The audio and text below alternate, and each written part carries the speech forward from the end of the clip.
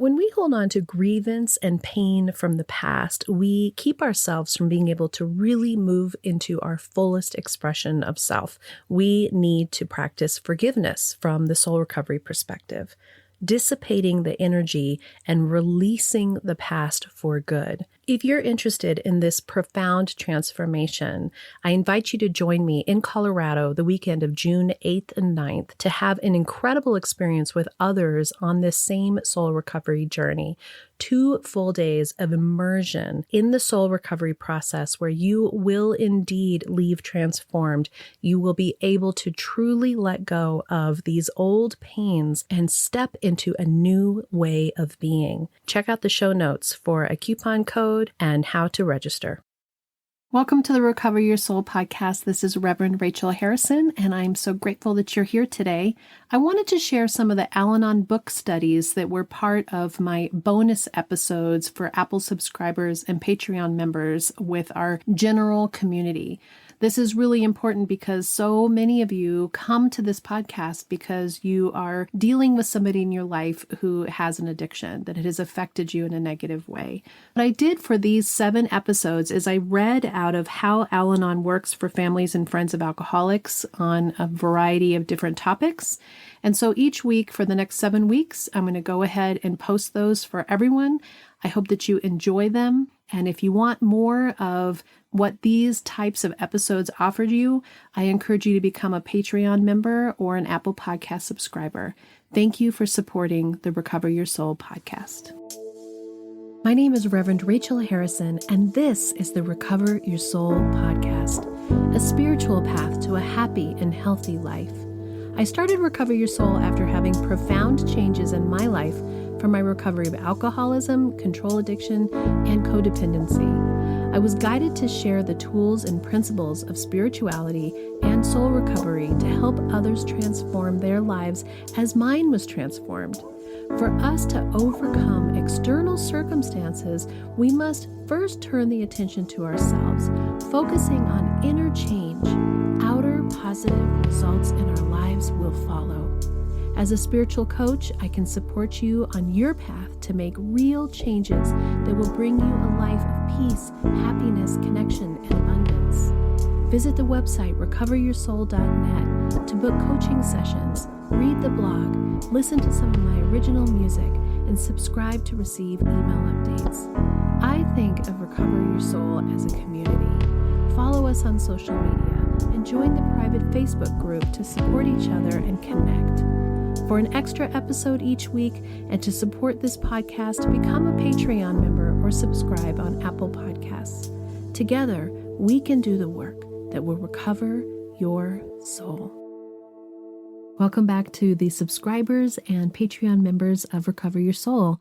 Thank you so much for supporting this podcast. Thank you so much for supporting my mission to have a community where anyone who is looking for soul recovery, who has an addiction, has been affected by addiction, or is just looking for a happy and healthy way to have their life that is founded on spirituality, has a place to be. So I appreciate your spending your time with me, and I just am so grateful for this community. So let's go back into our deep dive. We have been covering the book, How Al-Anon Works for Families and Friends of Alcoholics. We've covered the power of attitude, gratitude and expectations, serenity and the serenity prayer, forgiveness, treating ourselves well, learning how to have a more mental and spiritual, healthy attitude. And we are now at communication, chapter 13. And I'm just going to jump right in. Once we're able to take care of ourselves, we have much more to bring to our relationships with others. The way we relate to others depends in a large part upon the way we communicate. So it's useful when examining our relationships to consider what we say and how we say it. For instance, do we say that we mean what we say or say what we mean? Do we state our needs and desires or sit back and wait for others to read our minds? Do we agree to do things that we really don't want to do, saying yes when we really mean no? Do we express our feelings and communicate our appreciation for those in our lives? Or do we keep silent or deny what we feel out of fear or habit? Those are great questions. So this next section is called Recognizing Old Patterns. And I want you to think for a minute as I read this, which ones of these really connect with you, or maybe things that you've actually worked on, and give yourself credit and celebration for knowing that you used to have some of these patterns and you've moved past them. Or maybe wondering, oh, I didn't really realize I had this pattern, but maybe I do. Just a reminder to always be gentle with yourself. And this recovery process is slow and steady. And the first step to making change is to recognize what we need to improve. So none of us are broken. This is not about taking people who are broken. This is about improving who we are and having happy and healthy lives that we take responsibility for ourselves. And if you're thinking, I don't have an alcoholic in my life, this is for anybody who's had an addiction or a behavior pattern or a dysfunction that has affected you in a negative way. Okay, let's start. Recognizing old patterns. Many of us have formed patterns of communication that linger even though they may have outlived their usefulness, right? What is not working for us anymore? What is no longer serving us? For example, before recovery, many of us kept quiet or agreed to unreasonable requests in order to avoid conflict. At that time, we lacked the ability to take a stand or act out on our own behalf. Today, we might perpetuate that behavior out of habit, even though we have other alternatives. I love this because as we're moving into our soul recovery, as we're having success, as we're growing and learning and changing, we have to also recognize old patterns that no longer serve us. And it is so often that we had a relationship with somebody and maybe they're still coming at you with their old patterns that they haven't gotten to the work that you've done. And again, this isn't about what they're doing. This is about what we're doing. When we have control of ourselves and we can recognize, oh, I'm so used to somebody blowing up, or I'm so used to this fear that I have that it's going to all go bad or that it's all going to fall apart. So I'm not communicating in a way that's healthy. That's just that recognition. Just sort of come back and say, okay, this is an old pattern. I don't have to live this way anymore. So it goes on to say, now that we're working to improve our lives, we may want to stop making promises and threats that we will not carry out. For example, swearing that the addict will have to leave if he or she does another behavior that undermines your credibility if it's merely an idle threat. This is a really good one because I know that for me, it was like I didn't have control in my life. I felt so out of control. So there was places in me where I would make demands. And you know that one of my demands in Rich and I's first time of getting sober was, if you drink, I'll leave. Well, he stayed not drinking, but he wasn't emotionally sober. He wasn't in recovery. And it was kind of like the only card that I felt like I had on the table that I had control over. And yet it wasn't healthy at all for any of us.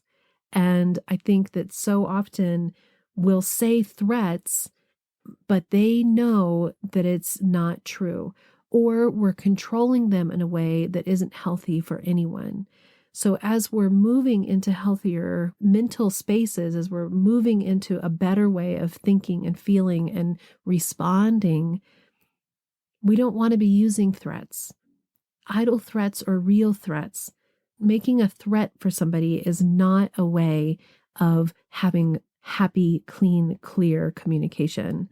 It is an unhealthy way of being, and we're moving towards health. So it says, before uttering such vows, we would be wise to ask ourselves whether or not we mean what we say. May also have to learn to say no some of the time, even if it means disappointing others, even when the request is important to them. How many of us say yes when we really mean no? And then the whole time that we're helping or doing for or being the good boy or girl that is pleasing somebody, underneath, we know that that wasn't the right thing to do. It didn't feel right to us. And to say no to somebody when we're afraid of disappointing them is a big step. It's a big, big step in our recovery. But it's important for us to be authentic in what we really need and think and feel. It is better to disappoint somebody and have honesty of what's going on and let them deal with their emotions and not feel responsible for them than it is for us to be in a situation where we're discrediting ourselves and what we really needed at that time. Such honesty is not only good for us, it's much more respectful of other people than grudgingly offered favors laced with resentments. Exactly. It goes on to say, some of us keep our wants, needs, and thoughts and feelings to ourselves, expecting that anyone who truly loves us would somehow figure them out, or at least ask the right questions at the right time. But people, even those who love us a great deal, cannot always guess what's in our hearts and minds, nor is it their job to do so. Part of our obligation to ourselves is to stop putting life on hold while waiting for others to allow us to live it. I'm going to repeat that sentence because that's a really strong one. Part of our obligation to ourselves is to stop putting life on hold while waiting for others to allow us to live it. In soul recovery, we are taking our power back. We are taking responsibility for our own lives. We are moving away from the part of us that has been wanting someone else to give us permission to live our life. That we are looking to somebody else to show us or tell us it's okay to be who we are. We know who we are now. And we are going to live fully in who that is, and we don't need somebody to give us permission. It says communicating what we want others to know about us is strictly our responsibility. That's right. We are taking our responsibility back. We are taking our power back. Sometimes we may hesitate to speak out because we fear the consequences of doing so. Yet we overlook the consequences we pay by being quiet. Such silence can perpetuate our frustration, reinforce our fear of conflict, and cause us to believe that what we have to say really is unimportant. In this way, we demonstrate a lack of respect for ourselves and for other people. All we have to offer to anyone is ourselves. If we hold back and timidly refuse to risk being ourselves, we diminish our relationships.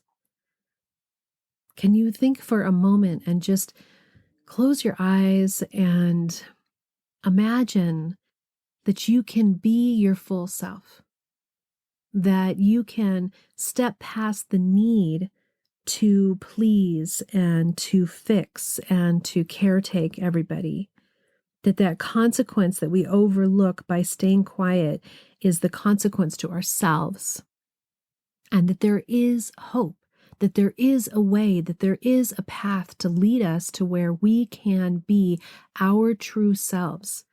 And it can be great change in our lives, and it can just be tiny change in our lives. We are all in different places. But the change begins inside of us, inside of our hearts, inside of our minds, inside of our decisions of how we are going to choose to see the world, to interact with people, to share our voice, to have a voice, and that we don't need to ask anyone's permission. And the fear that we have of conflict is actually keeping us from our lives. We can have a voice, we can be ourselves, and yet it comes from a healthy place. It comes from a strength place. It comes from a place of being connected to your higher power. It comes from a place of letting go of all of that past trauma, all those past patterns, and moving forward in your life, having your strength, having your fullness. I love that. Do not have the consequence in your life of being quiet. So it goes forward to say, it is worth noting, however, that if we're dealing with someone who is drunk, violent, using, this kind of honesty may be ill-advised. Real communication requires at least some participation from both parties. And if one of those parties is not in his or her right mind, the effort is likely to be wasted. This may even be dangerous. In such a case, talk things over with a sponsor or a trusted friend, and they can help you determine appropriate course of action. This is a really great thing to remember because we're working on our health. We're changing our lives, but the people around us aren't in that same place yet. And especially if you have someone in your life who is actively using, actively dysfunctional, actively in their addiction, they're not in a place where they can feel you. They're not in a place that they can understand you. They are wrapped up in their addiction. Being an addict myself and having gone through this and having come out the other side, there is always hope for that person too. Just like there's hope for you. Just like you have moved forward and done something profound in your life.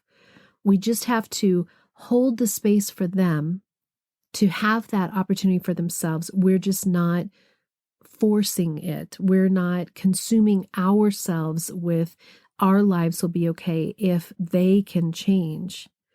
But we also have to keep ourselves safe. We have to know when it's okay to talk to somebody and when it isn't. That if somebody is under the influence, they're not going to be present for you. They're not going to hear you. They may not even remember. They might be violent. So be conscientious of what times, whether they're going to be open to it, what these communications are, and be aware of those circumstances about, is this person a healthy person to have in your life in whatever circumstance it is, whether it's a friend or a neighbor or a spouse or a kid. Sometimes you have to pick you first. So then it goes on to say, then there are those of us who never hesitate to say what's on our minds. We don't stop to think about what we want to convey or how to best say it. We just automatically spit out the words. Not everyone needs to know everything that comes to our minds, and some circumstances are not always suitable for personal discussion. Honesty is a great gift to give to any relationship, but diplomacy and consideration for the feelings of others and the appropriateness of the situation are also important. Many of us benefit from learning the value of silence. This one is interesting because I think this one was me, that I thought that I was sharing my truth. I thought that I wanted to put my 2 cents in for everything. I wanted to have an opinion on everything. I wanted to make sure that everyone knew what my advice was, what I thought needed to come out of the situation.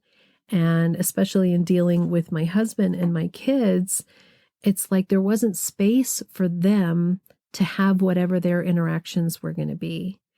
And what I realized for myself was that I so was looking for validation in being smart, since my major old belief system had a lot to do with not being smart enough, that some part of me wanted to make sure that I was putting my smart 2 cents in, and that I just was kind of like nonstop sharing my mind all the time.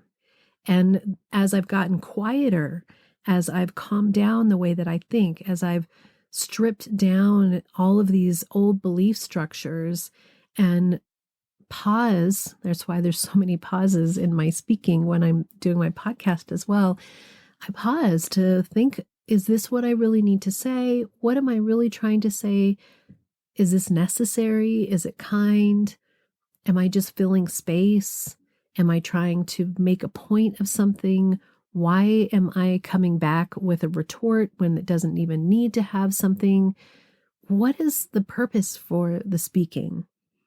We don't have to share everything we think with somebody else, and everything that we think in our mind isn't necessarily healthy or true. So sometimes letting that chatter just slow down and start to settle and let your mind start to realize it doesn't have to be talking all the time. That's valuable. That's not only valuable in your relationships, but it's valuable in the way that you think, in the way that you treat yourself. It will also slow down the chatter of the judge that's in there trying to talk to you. So it goes on to say, this is especially true for those of us who are prone to dispensing unwanted advice or criticism. Since we can't truly know what's best for other people, our opinion about what they should or shouldn't do is likely to do more harm than good. We can be supportive without trying to influence other people's choices. If asked, we can share our own experiences without insisting on appearing to have all the answers. I'm going to raise my hand and say that I was pretty sure that I thought I knew all the answers. And as I've done more and more soul recovery, I realize not only do I not have all the answers, but I have more clarity on the complexity for the other people in my life, that their side of where they're coming from, what they're thinking, what they're feeling, where they were at when they had their reactions has become more clear at how complicated that is. And that I so often was coming from only my perspective of my hurt, my needs, and that there's so many sides to all of it. And that this unwanted advice or criticism, even the piece of making sure that we're correcting somebody for something, whether they parked correctly or did something at an office job or our kids, it's like, do they need constant correction? Do they need constant advice of how they should be doing it? I was just talking to a coworker today, and she said that she heard the thing of like, if I were you, I would do this. And the truth is, you aren't them. You don't know everything that's going on inside of them. You actually don't know why they're making the choices that they're making, because there's so much more underneath there that we don't understand.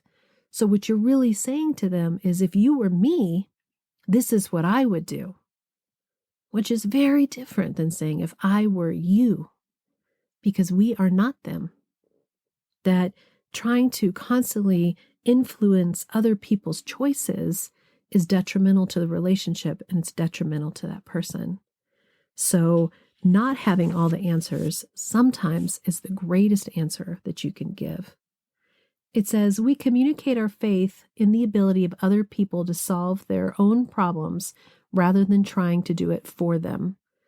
We can learn that sometimes it's best just to keep our mouths shut. We can communicate our faith in the ability for them to solve their own problems by keeping our mouths shut. And it doesn't mean inside of our heads that we're not having some opinion about it, having some heartache about it, having some frustration about it, feeling saddened by it. Those are real feelings. Those are your feelings to have inside of you. But it doesn't necessarily mean that we need to have them out loud. And for some reason, I'm having the memory of Rich and I made an agreement when we got married that we would do two things. One was that we would never lie to each other, and that has 99% been true. And the other one was that we wouldn't say spiteful, mean things. And I've told the story to people many times where, you can shout F you or just terrible, awful things to people. I hate you, or whatever those things are that are in your heart because you're in so much pain at that moment. And you can say those things, but you can never take them back. They're not real. They're an expression of the pain that you feel in that moment. But that person forever knows and feels those things that you said. But it doesn't mean that I didn't think them. It doesn't mean that somewhere in me, in all these 30 years that we've been together, that I wasn't so angry. But I'm proud that I kept so much of that rage, that language that just is so unhealthy inside of me, and thought the things, and then went and did something about it that was either journaling or art or getting away or whatever it was in those times. Then the times it was actually a lot of drinking. But when we are learning to have new communication with people, you can have that frustration, you can have those ideas. Just practice thinking them and monitoring whether it's something that is kind, healthy, and correct for that time to say, and that it should never be something that's a word or some idea that you can't take back. We always want to be kind. It goes on to say, likewise, those of us who rarely have anything constructive or positive to say must have to be quiet until we can find a more balanced way to talk to others.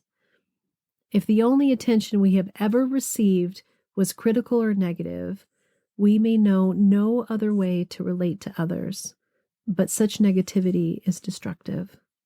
I was at the grocery store the other day, and I don't know why, just talking to this checker, and she asked me something, and I said something about what I do. And she said, "Oh, you should tell that to my grandfather. All he ever does, he thinks that the best way to show love is to tell you how wrong you are." And my heart just broke, because here's this young girl whose entire upbringing was around critical words. You could tell that it has affected her. And it's going to be a long time till she learns how to have communication with people that isn't critical or negative. And that is true for so many of us, but we are not that. We are not that. This does not mean that this is how we have to continue on our lives. You are here doing soul recovery. You are interested. You are listening. You are doing your work. And that means that you are on that next step of learning how to step away from being raised in critical and negative environments, to stop the pattern, to stop it here. It goes on to say gossip is equally destructive. Not only do we avoid focusing on ourselves when we gossip, but our disrespect for others reinforces self-defeating attitudes about relationships. When we gossip, we create a judgmental and competitive atmosphere in which no one can feel comfortable about being themselves or expressing their feelings. Because gossip undermines Al-Anon's healing nature, it's considered one of the 3 obstacles to success in Al-Anon. I think the interesting thing as well in my personal recovery that I can recognize is I used to gossip. And what I can see now is that it's so much easier to spend a whole bunch of time complaining about other people and how they should be. If I were them, this is what I would do. If they were me, right?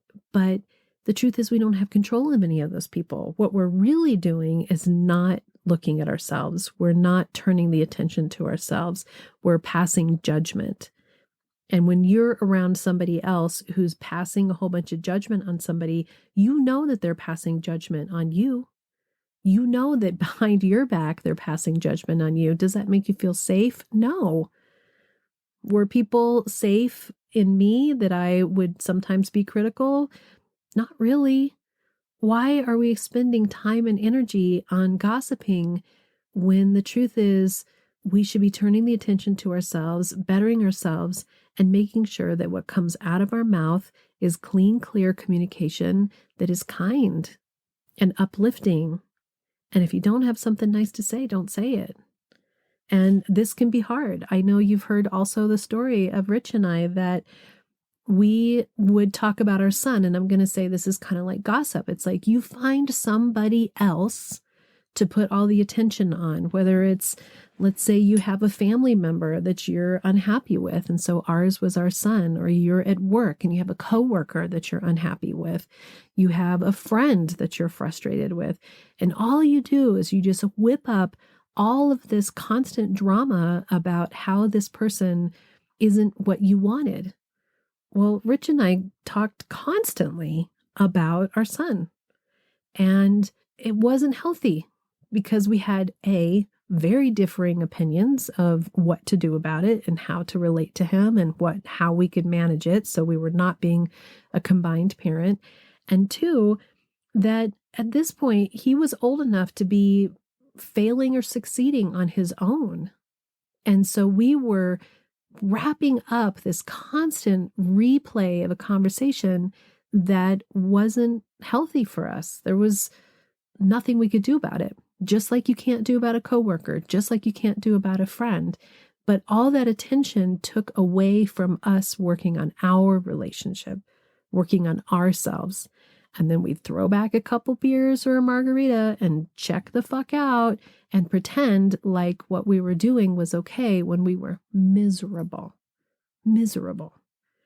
When that changes, when you change the gossip, we made a decision to stop talking about him. And we had nothing to say. We had nothing to talk about.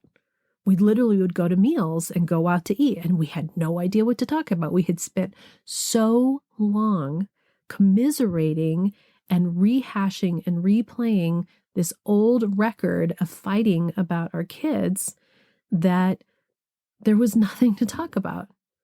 So we were just quiet for a long time. Then when the boys moved away and we really had nothing to talk about because we didn't know what they were doing and they were having space from us, we had to relearn how to speak to each other. We had to relearn interests. We had to watch television and find ways to communicate. What if when you're with people, you're not just spending all that time and energy hashing out someone else, gossiping on someone else? It's very interesting. And it's interesting because I actually like some reality TV, and I realize it's because it can kind of fill my gossip cup, but maybe it's okay because I'm watching it on TV and I'm not doing it myself. But I also recognize that it's probably not totally okay, so I'm still working on it. Okay, going back to the reading. So it says, because gossip undermine Al-Anon's healing nature is considered one of the 3 obstacles to success in Al-Anon. The other obstacles, dominance and discussion of inappropriate topics such as specific religion tenets at Al-Anon meetings, are also communication problems that we need to take seriously if we hope to grow and heal in Al-Anon. So again, it's kind of like in Al-Anon, they're saying, don't talk about religion. Same here. Whatever your higher power is, it's kind of like, don't talk about religion or politics with people. And it's true, as we get more and more divisive in religion and politics, is it important to make sure that we're making sure our side is seen? Are we going to stand on that hill, or can we just let people be who they are? I think it's important to let people be who they are. So it says, pausing before we speak and thinking about what we are really trying to say can be the beginning of healthier interactions. On the other hand, cold, angry silence can be more biting than vicious words. Are we silent because it's in our best interest to say nothing, or because we have nothing to say, or are we using silence as a weapon? I have been known to do this. Here, too, care must be taken to be clear about our motives. We're also wise to examine our motives when we find ourselves repeatedly airing the same thoughts.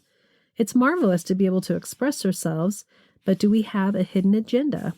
When we state our feelings about the actions of another person for the 4th time, it's likely we're trying to make that person change those actions rather than simply trying to share openly. Or perhaps we're attempting to influence other people's reactions to someone we love.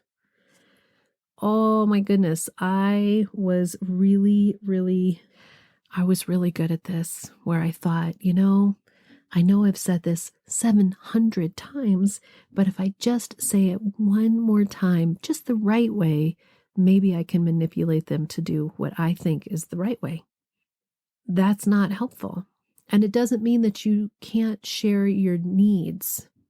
It's about this manipulation. It's about sort of saying something again and again and again when we're not being clear about what's really going on. Because if we just keep saying it, they're finally going to give in, as if this time they're finally going to listen. This isn't good. It says, the next line is, this is not self-expression. This is manipulation. This is manipulation. If you just think, man, if I just, let's use clothes, for example. If you think that you're going to make some snide comment about the socks and underwear being on the floor for the 700th time, that maybe they're going to pick up the socks and put them into the hamper, but we can do it in a clear way that isn't actually this sort of snarky manipulation or haphazard way of trying to not actually say what you want to say, but from the side. You're much better off to say, when you leave your socks and underwear on the floor instead of putting them in the hamper, it makes me feel really frustrated because I feel like I'm supposed to pick them up and the hamper's right there. And so it would show me a lot of respect and love for me if you could just move the socks and underwear just a foot into the hamper. And they may go, oh, I totally didn't realize that was the situation. Now, the socks and the underwear are going to end up in the hamper sometimes, and they're going to end up on the floor sometimes. But it's a slow process. It's a slow process. So just using that, repeating the same thing over and over and over again, be mindful of what the motivation is behind it.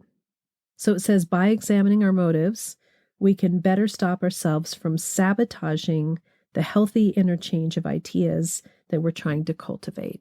We're running a little bit long, so thank you for staying with me. The last little section just says, be mindful of your tone. Be aware of how it's coming out.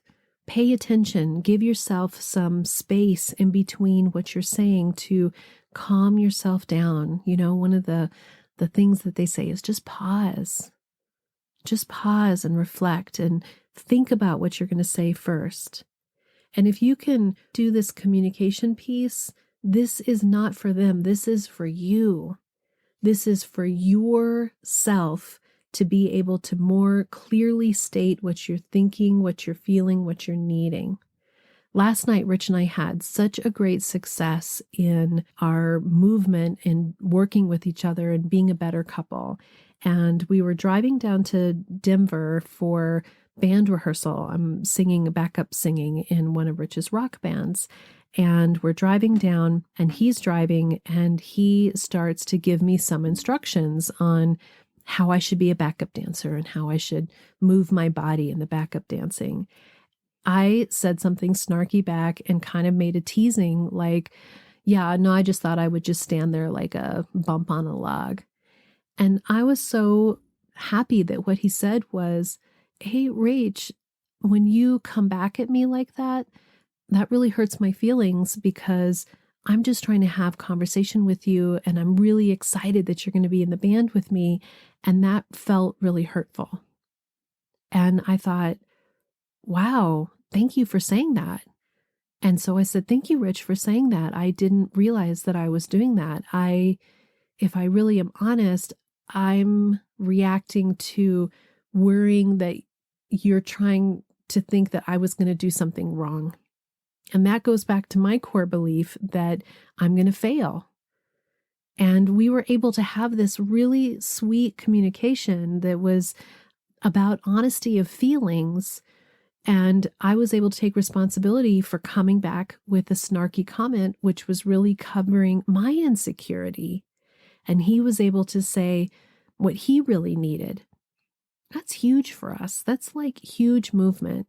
And so instead of like having some crunchy, weird drive down to the rehearsal and not be really in, it allowed us to really connect in that moment and to be honest with each other about what we were thinking and feeling, because there's always something underneath.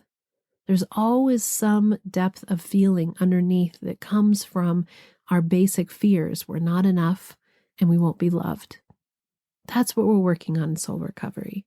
to remind you that you are enough, that you are everything, that you are worthy beyond measure, and that you absolutely are deserving of love. And the first love starts with you. So we'll pick up on the book. There's just a little bit left of this part of how Al-Anon works, and then we'll start working on something else. I hope this was helpful to you and that it will help you in your communication. Until next time, namaste. Are you wondering, how do I go deeper on my path to soul recovery? Or how do I support this great podcast? Well, here's how. Here's your call to action. If you're ready for real inner change and would like to work directly with me, visit the website and book a coaching session. I'm here to support you on your unique path.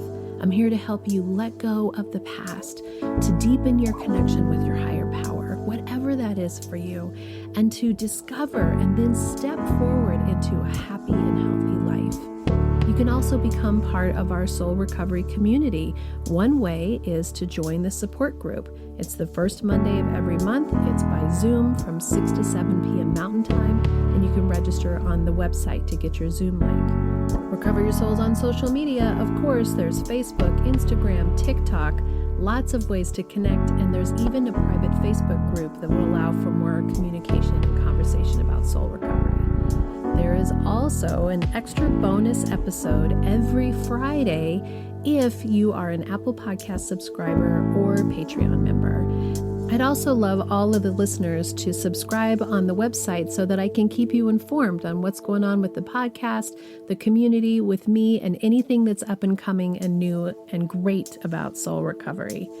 Also, if you just take a little bit of time to give me 5 stars, a quick review, and to share the podcast with your friends and family, we're helping even more people to have soul recovery in their lives. If this podcast is providing you spiritual nourishment and inspiration, thank you for going to the website and pushing the donate button, whatever donation feels right to you.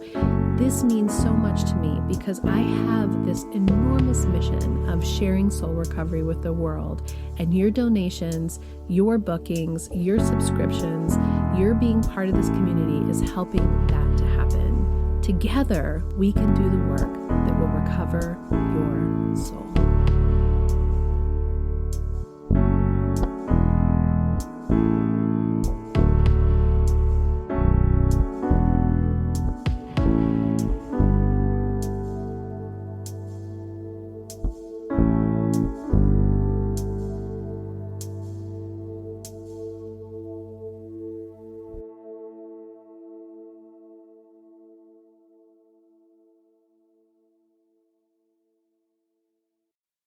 The Recover Your Soul podcast and its content is for educational purposes only and is not allied or representative of any organizations or religions. It's based on the opinions and experience of Reverend Rachel Harrison. Recover Your Soul claims no responsibility to any persons or entity for any liability, loss, damage, or cause alleged to be caused directly or indirectly as a result of its use. Applications or interpretations of the information represented herein. Take what you need and leave the rest.